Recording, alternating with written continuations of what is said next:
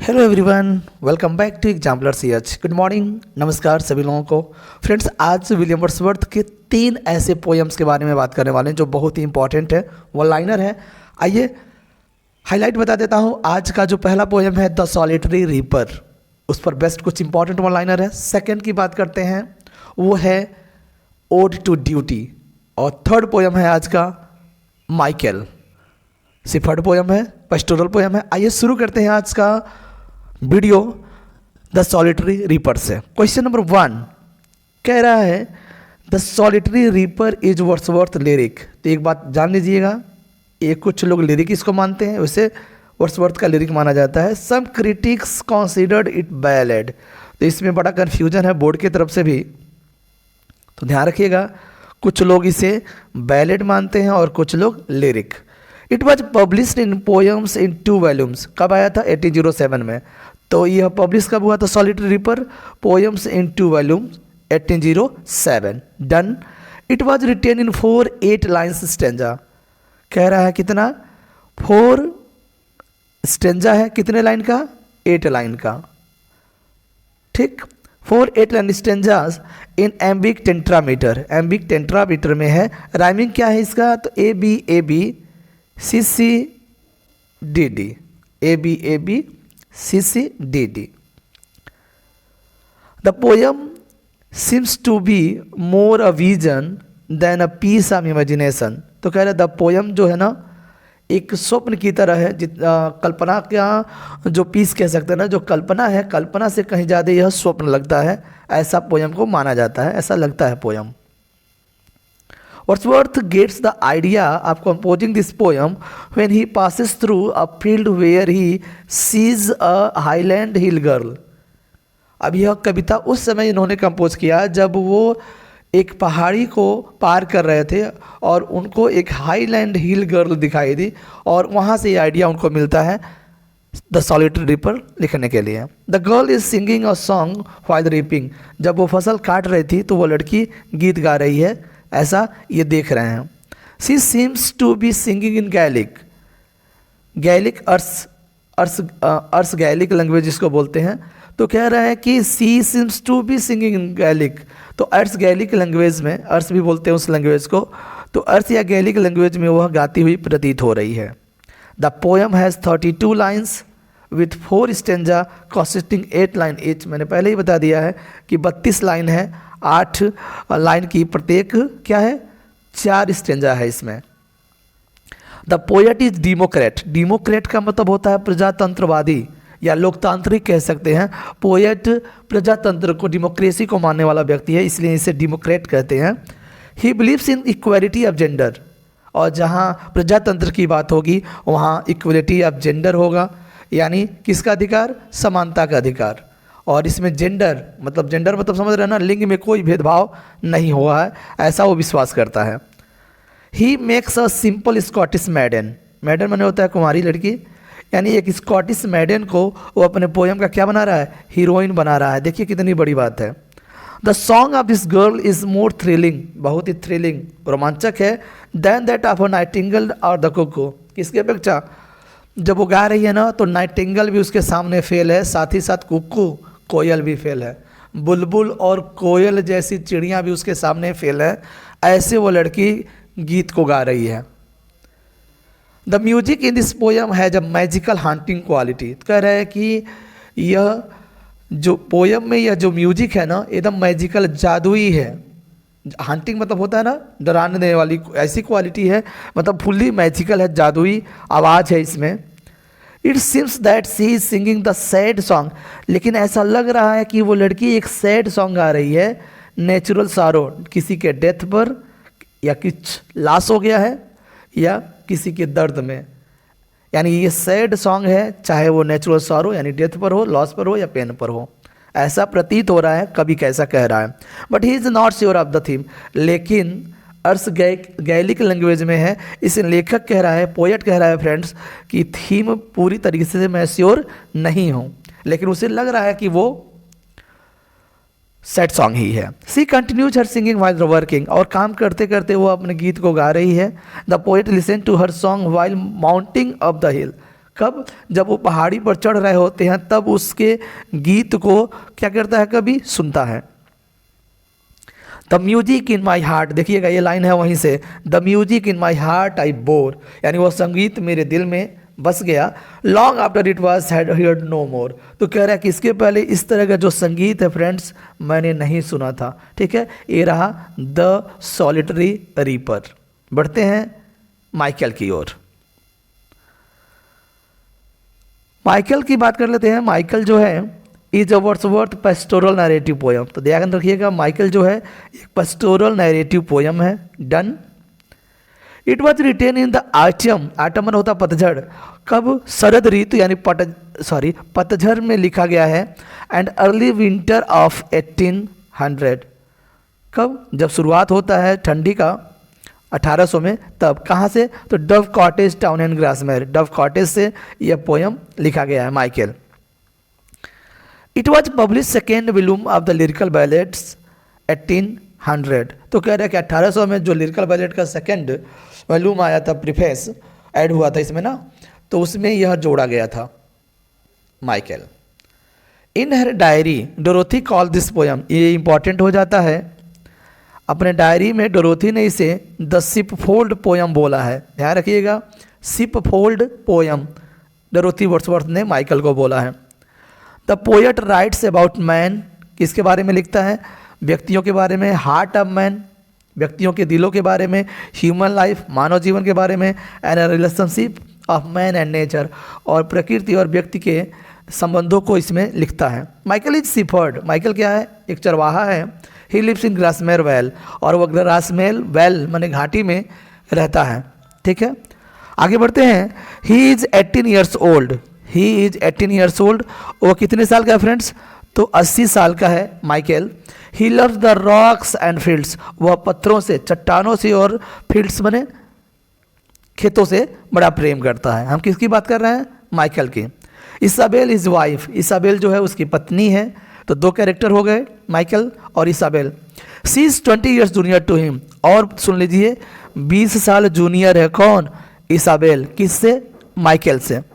Luke is the दियर सन, यानी अब एक और नया कैरेक्टर ऐड हो गया है फ्रेंड्स, इसाबेल। ठीक है, इसाबेल और माइकल के एक बेटा है जिसका नाम ल्यूक है। ठीक है, ध्यान रखिएगा। Isabel works at the spinning wheel, spinning wheel का मतलब होता है जो सूत काटने वाली चरखी होती है ना, उस पर वह काम करती है। Evening star is the name of the cottage, और ध्यान रखिएगा ल्यूक का या इसाबेल का या माइकल का जो क्या है कॉटेज है, कुटिया है, उसका नाम इवनिंग स्टार है। नेक्स्ट है the son Luke attains the age of 18, और कितना? 18 साल का उम्र प्राप्त करता है ल्यूक, यानी ल्यूक का उम्र कितना हो गया? 18 साल, अर्थात किशोरावस्था को पार करके वह एडल्ट बन गया है। Misfortune comes to the family, और दुखों का पहाड़ उसके परिवार पर टूटता है। ल्यूक लीव्स फॉर लंदन, और ल्यूक अपने घर यानी कॉटेज जो इवनिंग स्टार है उसको छोड़ करके लंदन चला जाता है। Where he takes to evil courses, जो उसके अंदर बुराइयां भर जाती है, वहाँ जाता है तो बैड हैबिट सीख जाता है।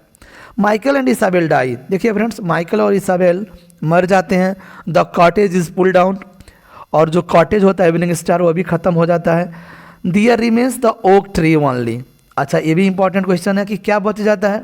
इसाबेल और माइकल मर भी जाते हैं, उनका घर इवनिंग स्टार भी खत्म हो जाता है, सिर्फ ओक का एक पेड़ रह जाता है वहाँ पर।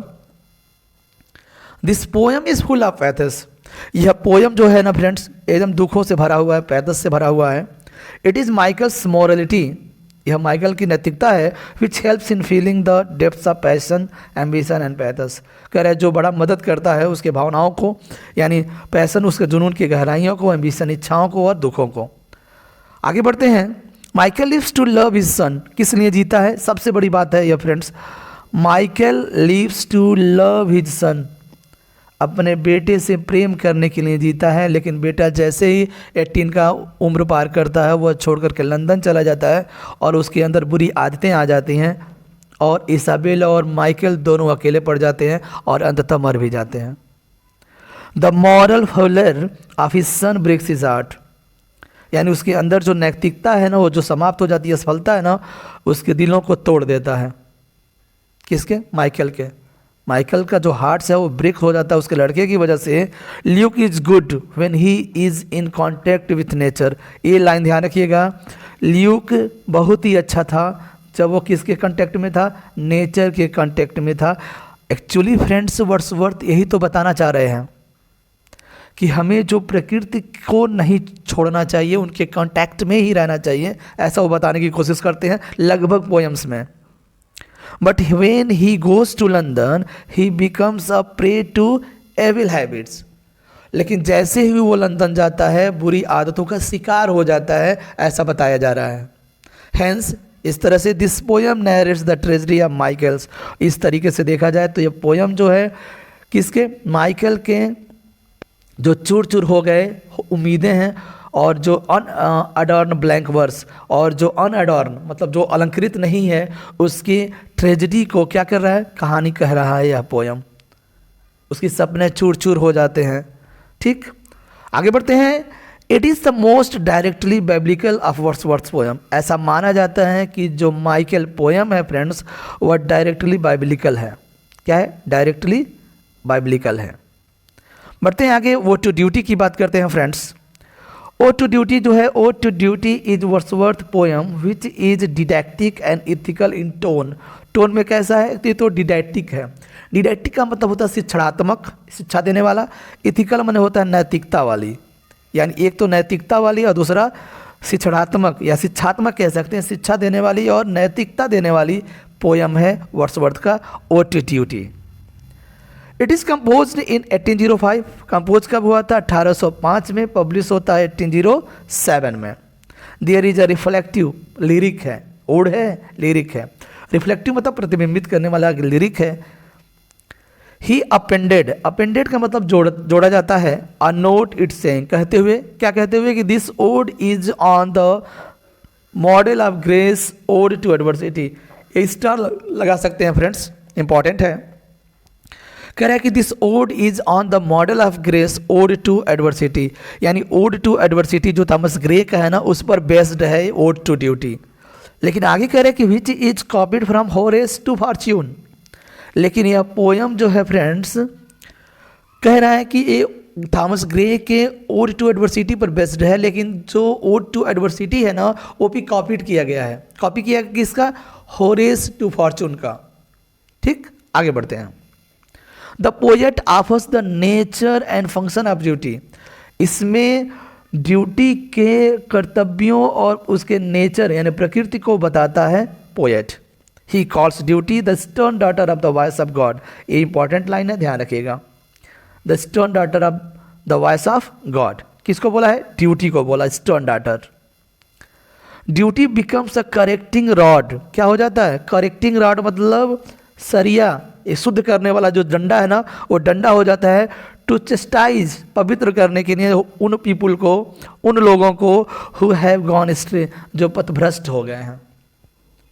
कह रहे हैं कि ड्यूटी एक समय पर ना एक सरिया का रूप करता है, यानी एक स्टिक, जादुई स्टिक, सुधार करने वाली स्टिक का काम करता है। क्या करने के लिए? टू चेस्टाइज का मतलब होता है फ्रेंड्स पवित्र करने के लिए उन लोगों को जो पथभ्रष्ट हो चुके हैं। सही मार्ग दिखाने के लिए ड्यूटी जो है एक करेक्टिंग रॉड का काम करता है, ऐसा बताया जा रहा है। द पोएट दो he has not followed the dictates of duty in the past. कभी कह रहा है कि हमने कभी पास्ट में, कब?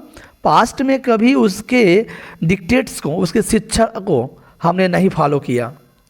मेकअप्स हिज माइंड है, लेकिन अब मन बना लेता है कि वह ज़रूर फॉलो करेगा ड्यूटी के कमांड्स को। कमांड्स माने आदेश को, यानी ड्यूटी का जो भी, कर्तव्य का जो भी आदेश होगा वह पालन मैं करूंगा। लेकिन पास्ट में कह रहा है कि उसकी शिक्षा को बिल्कुल उसने पालन नहीं किया है। Now he feels that duty दो से, और कह रहा है कि बहुत ही कठोर है कर्तव्य जो है ना, ड्यूटी जो है ना, बड़ा ही कठोर है, लेकिन इज काइंड एंड ग्रेसियस, बहुत ही दयालु और शानदार है। क्या? ड्यूटी को बोला गया है।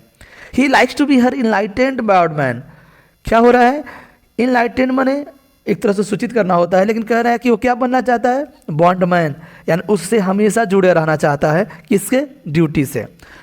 एंड उसकी एक लाइन है friends, and in the light of truth यानी सत्य की प्रकाश में, thy bondman let me live, यानी लेट मी लिव मतलब उस ड्यूटी के साथ मैं रहना चाहता हूँ, जीना चाहता हूँ। कुछ इस तरह की लाइन है इसमें।